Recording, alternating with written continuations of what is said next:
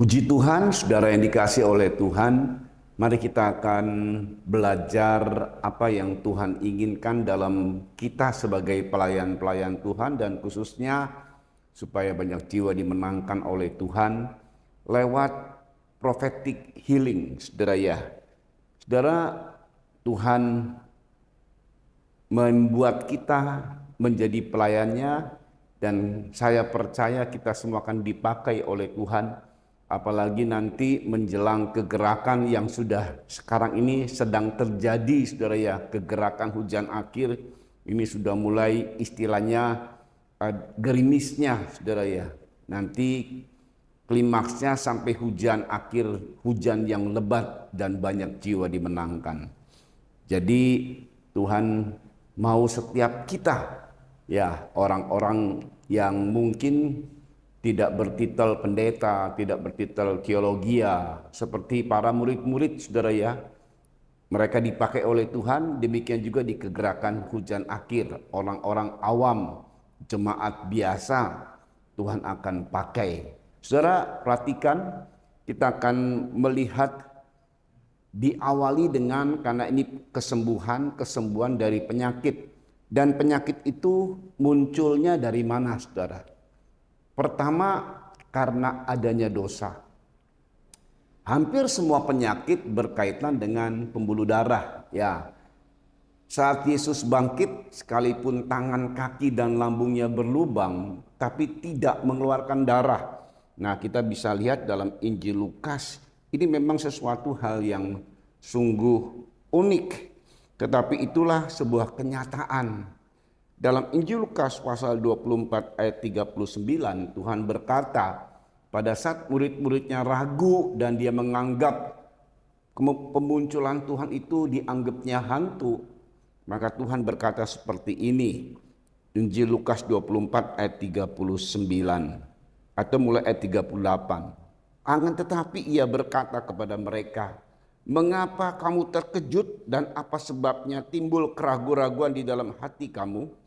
Lihatlah tanganku dan kakiku, aku sendirilah ini, rabalah aku dan lihatlah, karena hantu tidak ada daging dan tulangnya, seperti yang kamu lihat ada padaku. Saudara, hantu itu nggak ada daging dan tulang, tetapi Tuhan dalam tubuh kebangkitannya, dia ada daging dan tulang. Namun waktu dia sebutkan lihatlah tanganku dan kakiku, kenapa harus dilihat? Karena di situ ada tanda lubang, saudara. Tangan kaki Tuhan ada tanda lubang, tetapi tidak berdarah. Nah ini, saudara ya. Jadi kuasa kebangkitan itu tubuh yang sama tapi dalam kemuliaan. Tubuh yang ada tulang dan daging tapi dalam kemuliaan dan tidak ada darah, saudara ya.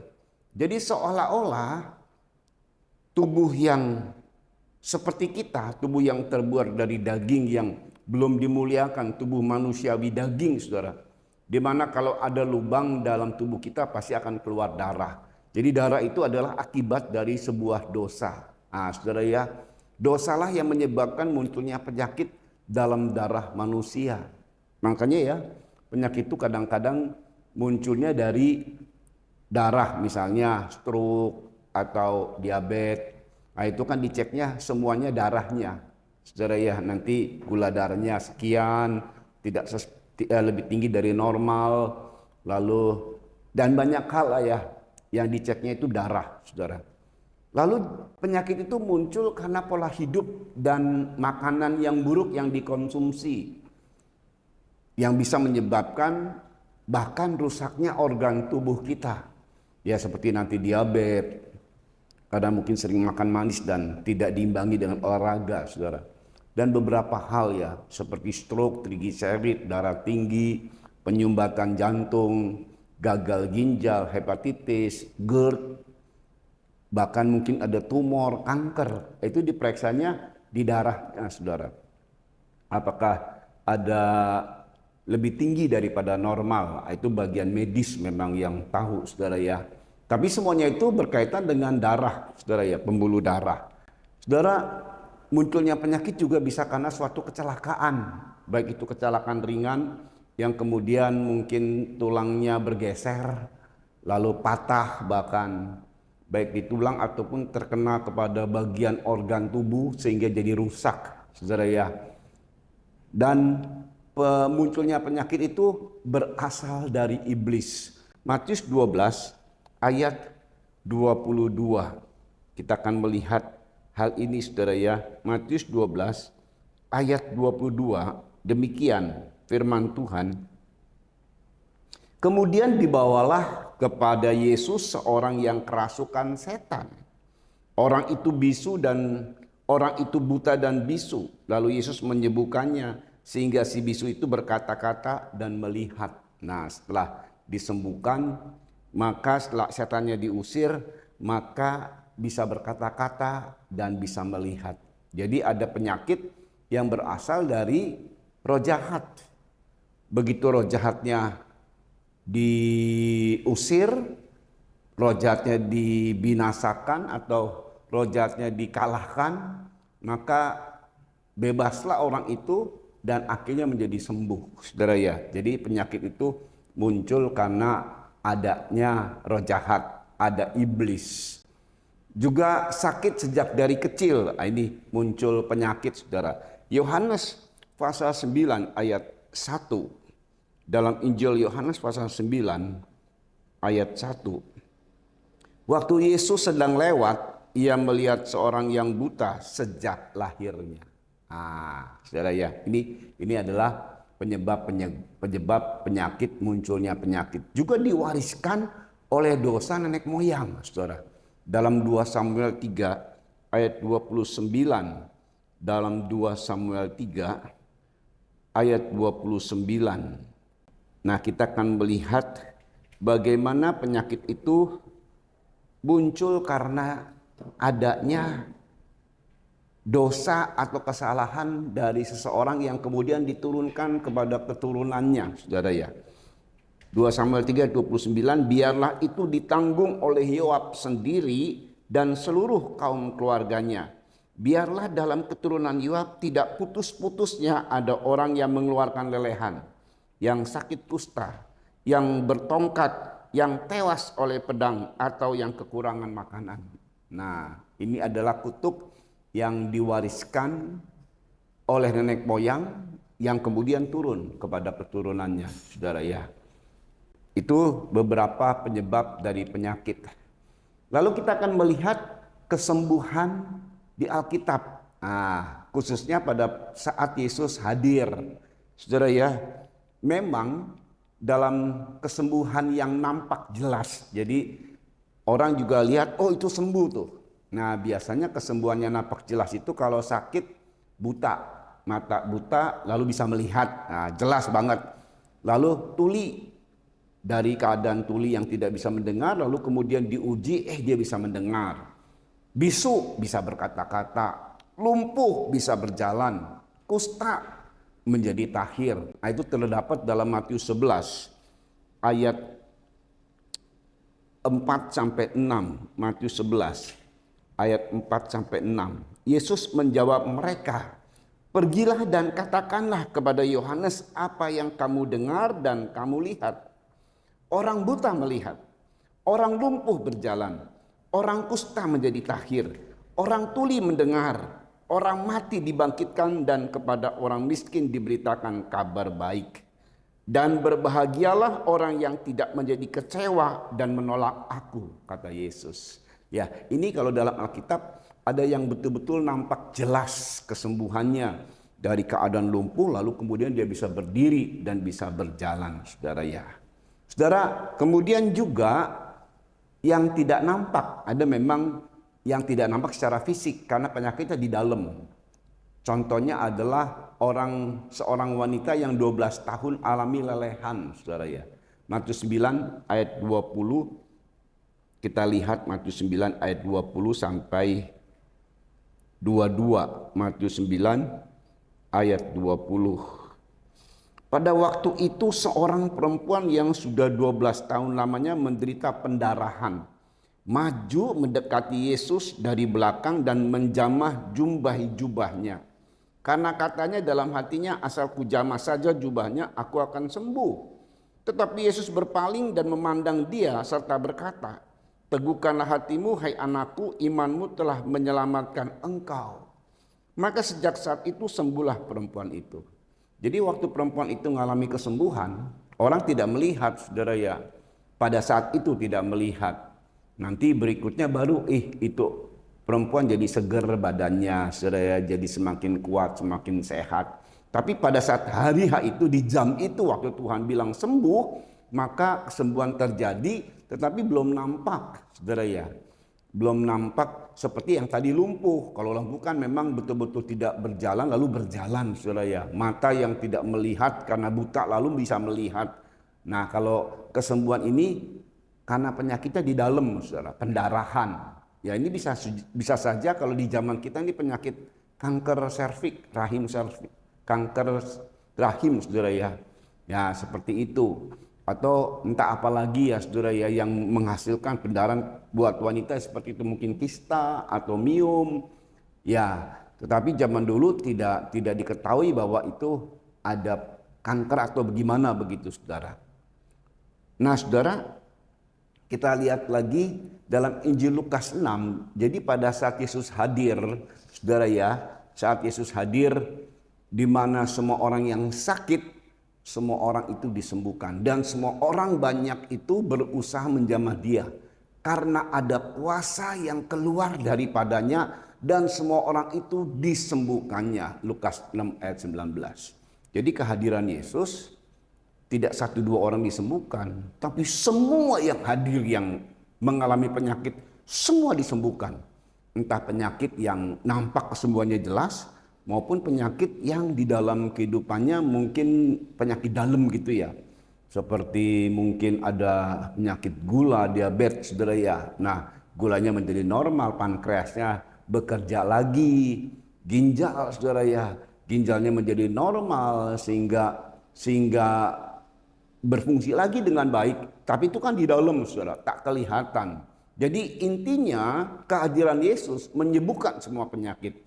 Baik itu yang kelihatan kesembuhannya secara spontan karena dia penyakitnya yang kelihatan jelas lah. Tadi saya bilang seperti lumpuh dia bisa berjalan, nampak jelas banget. Tadinya lumpuh puluhan tahun lumpuh dia bisa berjalan. Tapi juga penyakit yang penyakit dalam, saudara ya. Ya, intinya semua yang hadir saat itu semuanya disembuhkan tanpa terkecuali. Nah, ini power dari Yesus Kristus, saudara ya. Saudara, kita lihat kesembuhan itu terjadi ada beberapa hal, saudara. Tapi yang paling utama adalah oleh karena bilur Yesus. Nah, jadi sarana kesembuhan itu Tuhan sudah siapkan yang namanya bilur Yesus atau luka-luka yang dialami oleh Yesus Kristus. Bahkan di dalam ayat menyebutkan begini, 1 Petrus 2 ayat 24. Ia sendiri telah memikul dosa kita di dalam tubuhnya di kayu salib, supaya kita yang telah mati terhadap dosa hidup untuk kebenaran. Oleh bilur-bilurnya kamu telah sembuh. Nah, saudara ya. Bahkan ayat berkata begini, oleh bilur-bilurnya kamu telah sembuh. Tidak berkata begini ayatnya, oleh bilur-bilurnya kamu akan sembuh. Enggak, saudara. Memang di dalam nubuatan, di mana nubuatan tentang kematian Yesus itu dalam Yesaya, maka disebutkan di dalam Yesaya pasal 53, kita akan melihat bagaimana dia mengalami keadaan yang sangat parah sekali, saudara ya. Inilah satu keadaan yang menyebabkan Yesus mengalami luka dan kemudian menghasilkan bilur, saudara ya. Bilurnya itu menyembuhkan. Yesaya 53 ayat 4. Tetapi sesungguhnya penyakit kitalah yang ditanggungnya dan kesengsaraan kita yang dipikulnya. Padahal kita mengira dia kena tulah, dipukul dan ditindas Allah. Tetapi dia tertikam oleh karena pemberontakan kita. Dia diremukkan oleh karena kejahatan kita. Ganjaran yang mendatangkan keselamatan bagi kita ditimpakan kepadanya. Dan oleh bilur-bilurnya kita menjadi sembuh. Nah, jadi yang terutama kesembuhan itu sudah Tuhan siapkan sarananya, saudara ya. Ini merupakan pusat dari kesembuhan. Oleh bilur-bilur Yesus, kamu telah sembuh. Nah, ini luar biasa ini. Ini sesuatu yang sungguh luar biasa. Itulah sebabnya kita akan membahas, kita akan mendapatkan penyikapan-penyikapan bagaimana sih kuncinya.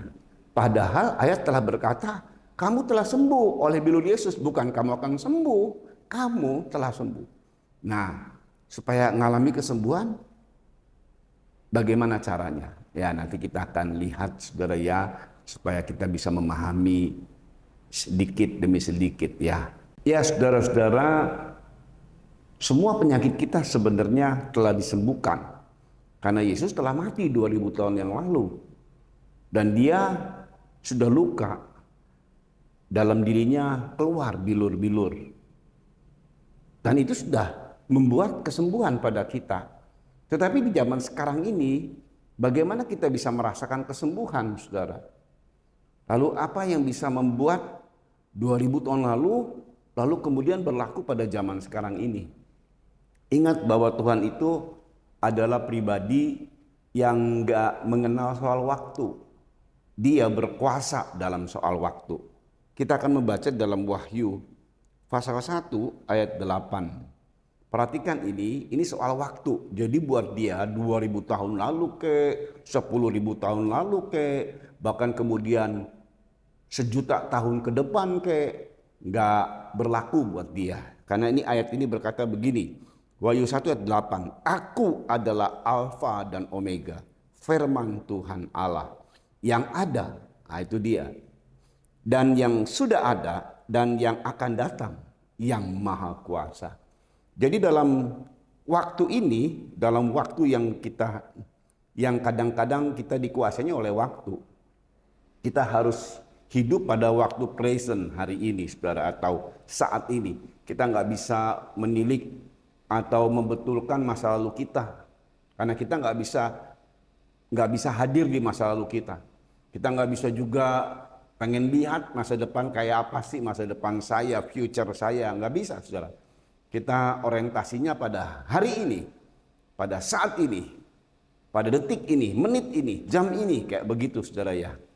Nah, saudara, sedangkan Tuhan nggak gitu. Tuhan itu dinyatakan ini, saudara ya, Alfa dan Omega, awal dan akhir. Dia menguasai awal kita, akhir kita. Setiap manusia dipegang oleh Tuhan.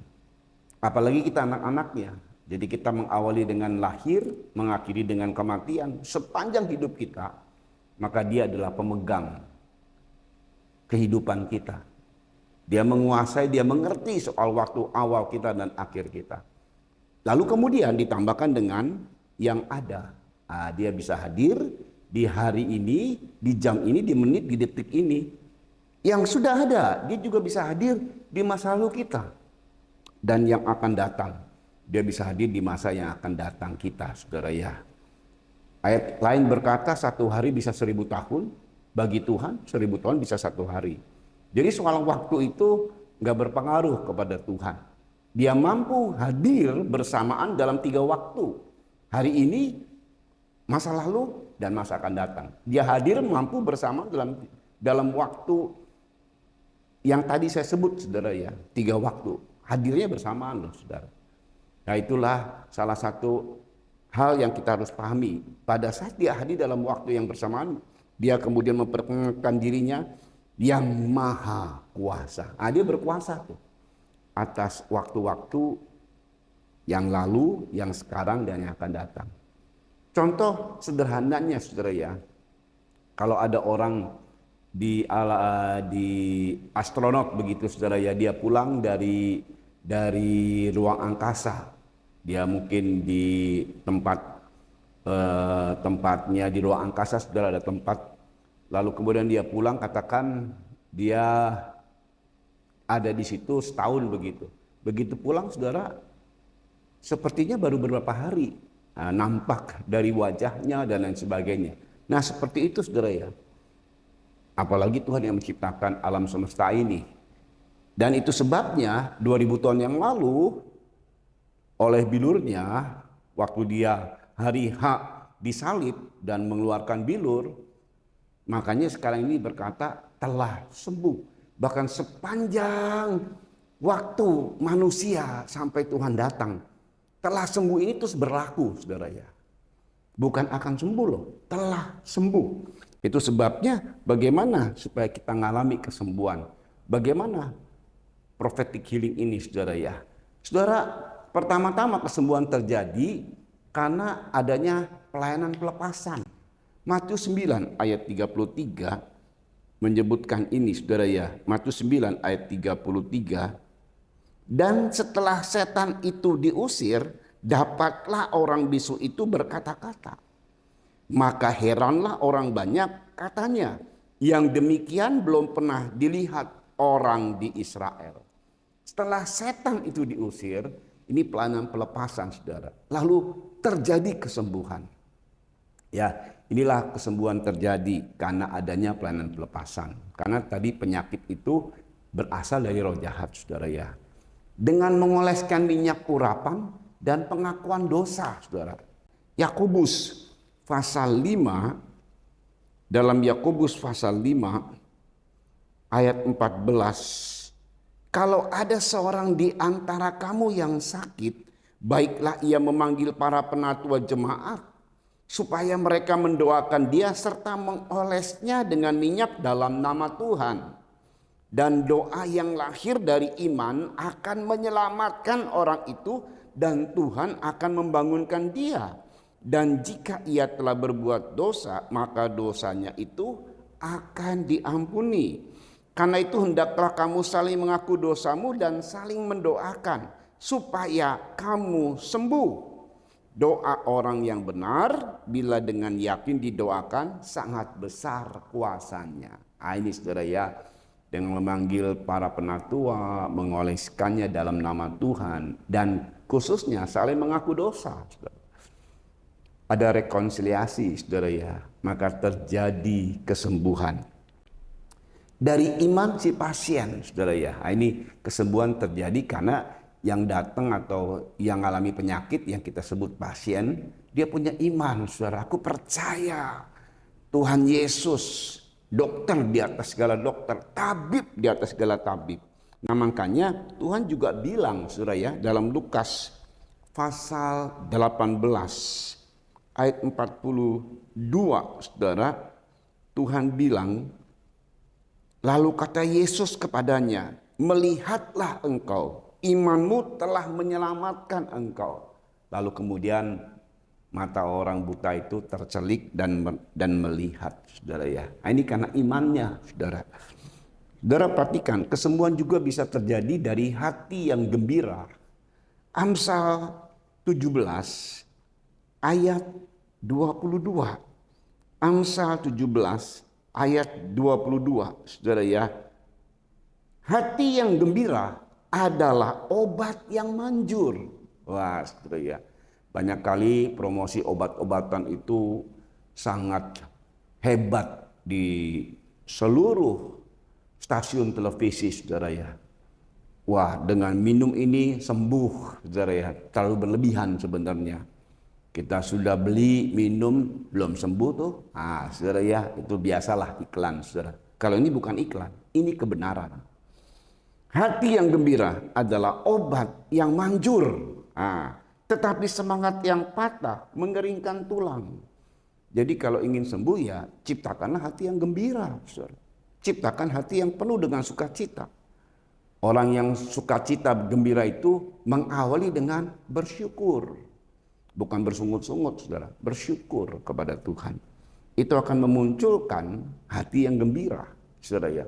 Dan hati yang gembira ini adalah obat yang manjur, melebihi daripada obat-obat di iklan manapun. Ada kalanya obat yang paten mahal harganya saudara.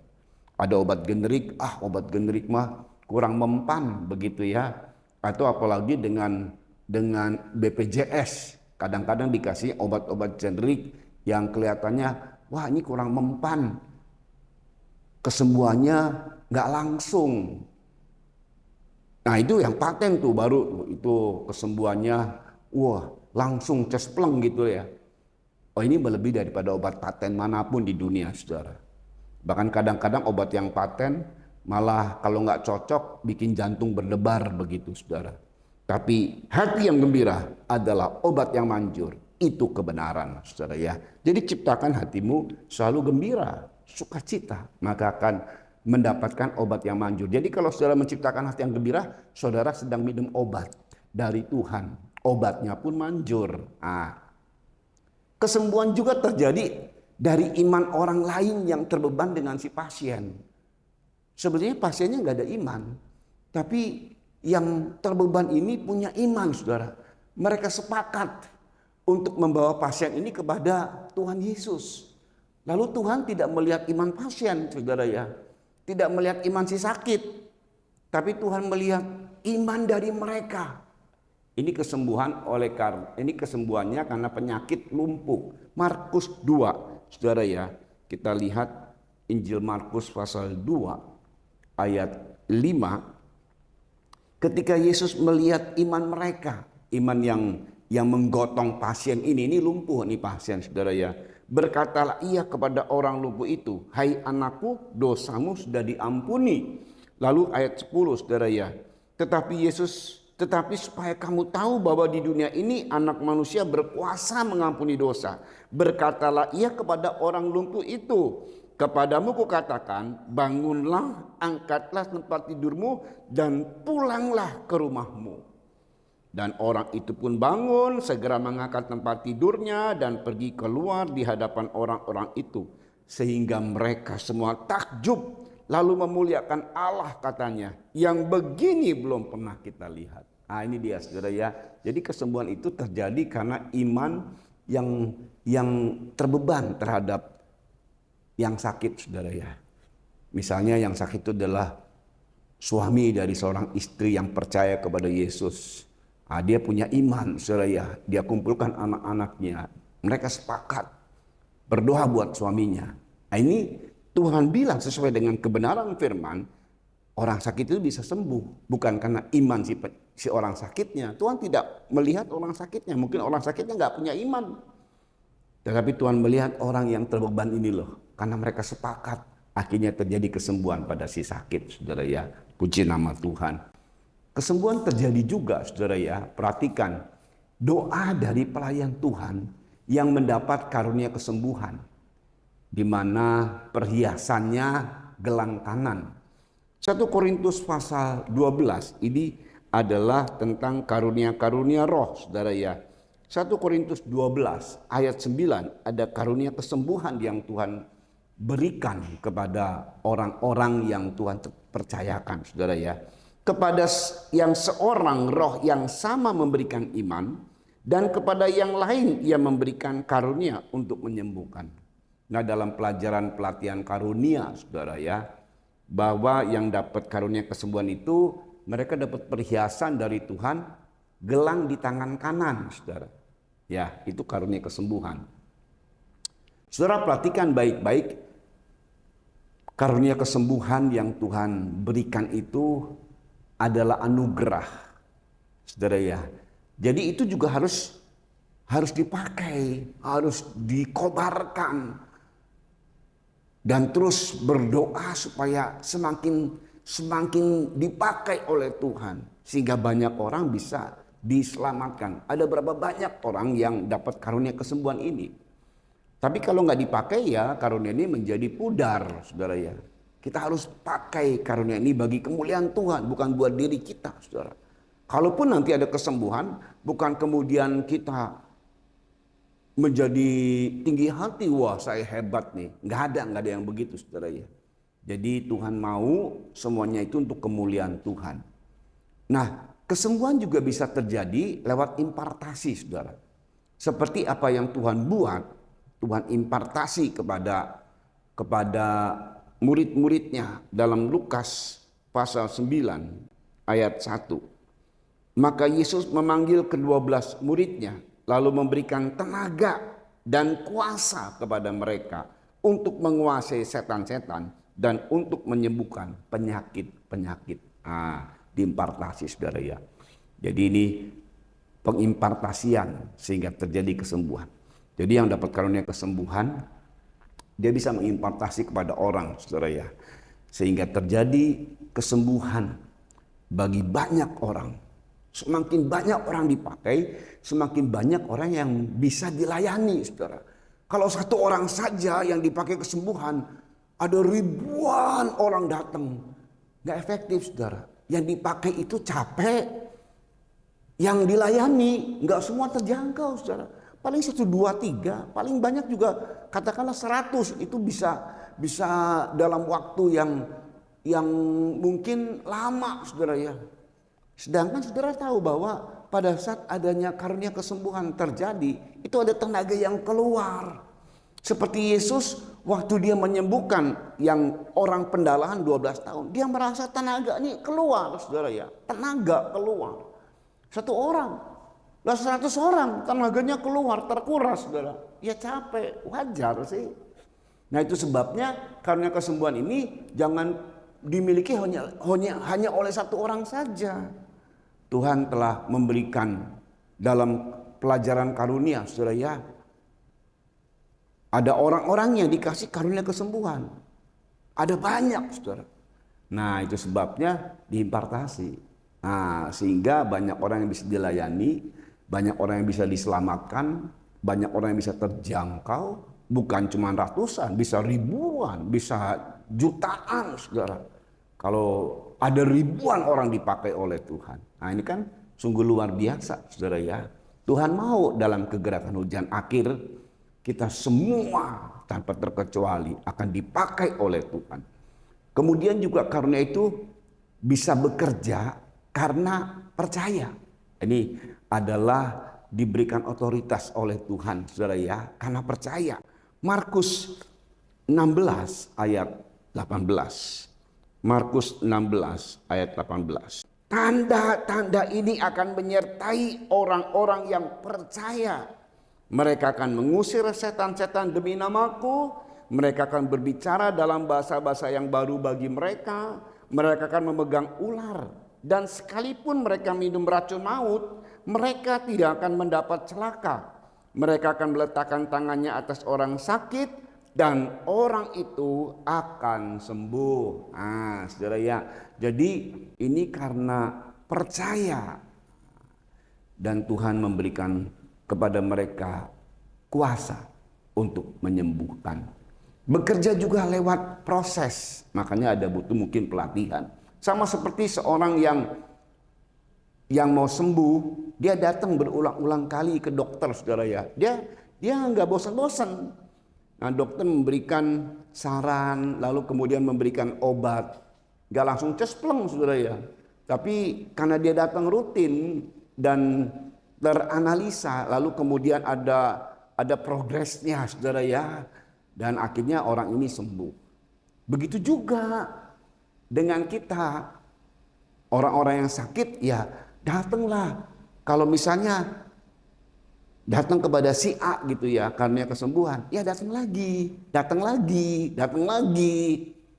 Sehingga kesembuhan itu ada proses yang gak apa-apa saudara. Lama-lama kita menjadi sembuh secara sempurna. Ya seperti itu saudara ya. Lalu juga lewat pelayanan pelepasan. Karena memang ada beberapa roh jahat yang menyebabkan penyakit. Dengan adanya pelayanan pelepasan lalu disembuhkan.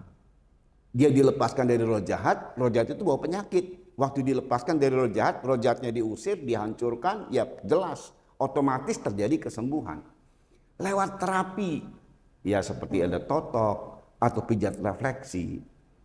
Yang sasarannya langsung pada titik-titik penyakit.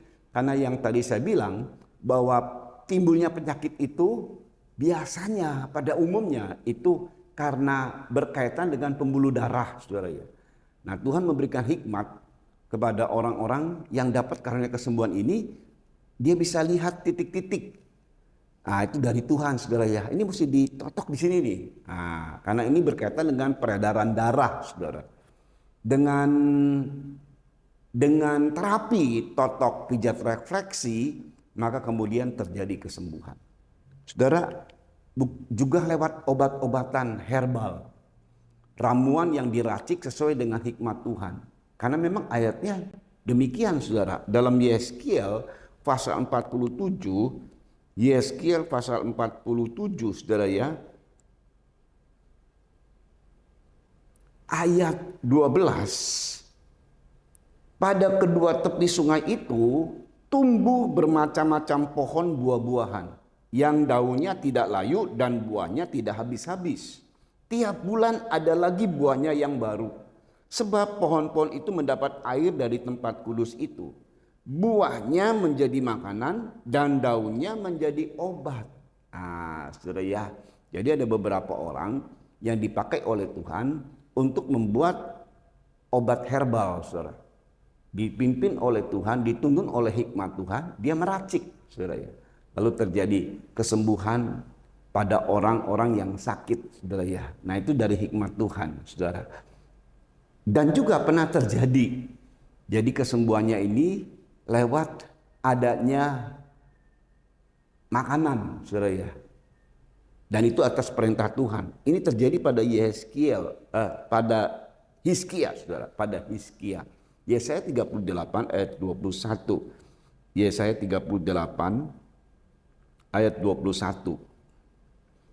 Kemudian berkatalah Yesaya, waktu Hizkia itu sakit dan Tuhan bilang, kumpulin keluargamu sebab engkau akan mati. Sakitnya barah, saudara ya. Mungkin kalau sekarang ini ya tadi saya bilang ya, entah dia berbentuk radang kulit atau kanker kulit, saya nggak tahu tuh. Tapi ini terjadi sama Hizkia. Kumpulkan keluargamu, engkau akan mati. Karena Hizkia menangis di hadapan Tuhan, lalu Tuhan tergerak hatinya, engkau sembuh, dapat perpanjangan 15 tahun lagi. Tapi cara sembuhnya adalah Yesaya 38 ayat 21. Kemudian berkatalah Yesaya, baiklah diambil sebuah kue ara dan ditaruh pada bara itu supaya sembuh. Jadi kesembuhannya bukan Yesaya tupang tangan, tapi lewat kue ara sesuai dengan apa yang Tuhan perintahkan, saudara ya. Sehingga terjadi kesembuhan pada Hizkia. Nah, inilah hal-hal yang membuat kita disembuhkan. Juga kata-kata profetik yang diucapkan berulang-ulang sampai terjadi kesembuhan sempurna. Jadi kalau ada pelayan-pelayan Tuhan, dia memakai kata-kata profetik untuk menyembuhkan, untuk datang sama orang yang sakit, dia berulang kali datang lagi, besok datang lagi, lusa datang lagi dengan kata-kata profetik. Kamu pasti sembuh, dalam nama Yesus, oleh bila Yesus kamu sembuh. Hari pertama enggak terjadi apa-apa. Baik itu si sakit datang ke pelayan Tuhan atau pelayan Tuhan datang mengunjungi si sakit kalau dia ada di rumah sakit, saudara ya. Datang lagi dia. Dalam nama Yesus Kristus, oleh bila Yesus menjadi sembuh. Terus berulang-ulang kali sampai terjadi proses kesembuhan sempurna. Itu kata-kata profetik, saudara ya. Dan juga kesembuhan terjadi penggantian organ tubuh dari Tuhan. Ini berkaitan dengan buku kesaksian Elizabeth yang dibawa ke surga dan neraka, saudara ya. Dan itu pada saat dia dibawa di hari ke-35, karena dia disuruh Tuhan untuk berpuasa selama 40 hari. Hari pertama dia cerita, hari kedua dia cerita, hari ketiga dia cerita. Sampai di hari ke-35 dia melihat ada gudang organ tubuh manusia, khususnya buat anak-anak Tuhan. Nah, di situ nanti diganti organ tubuh yang sudah rusak, saudara. Diganti dari Tuhan, saudara ya. Ada spare part katanya di sorga. Bagi anak-anak Tuhan khususnya. Bagi orang yang percaya khususnya, saudara ya. Nah, kalau saudara mendapatnya itu di buku Elizabeth di hari ke-35 halaman 61 sampai 62. Saudara, contohlah di dalam bengkel gitu ya, bengkel motor misalnya. Oh, ini ada yang kotor, dibersihkan. Jadi ada hal-hal yang dibersihkan, tapi kata mekaniknya ini nggak bisa dibersihkan, ini mesti diganti. Mesti diganti dia. Saudara ya. Demikian juga Tuhan mengerjakan itu.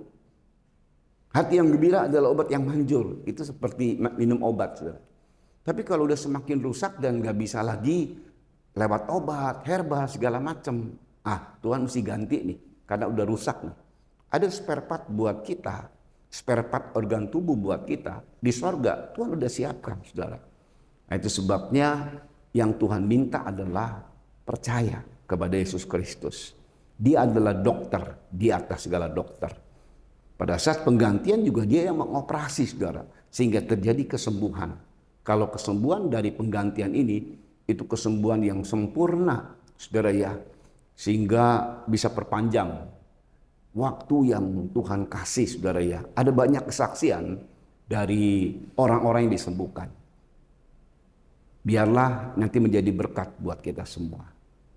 Sekian saja untuk pengajaran dari Prophetic Healing. Tuhan memberkati.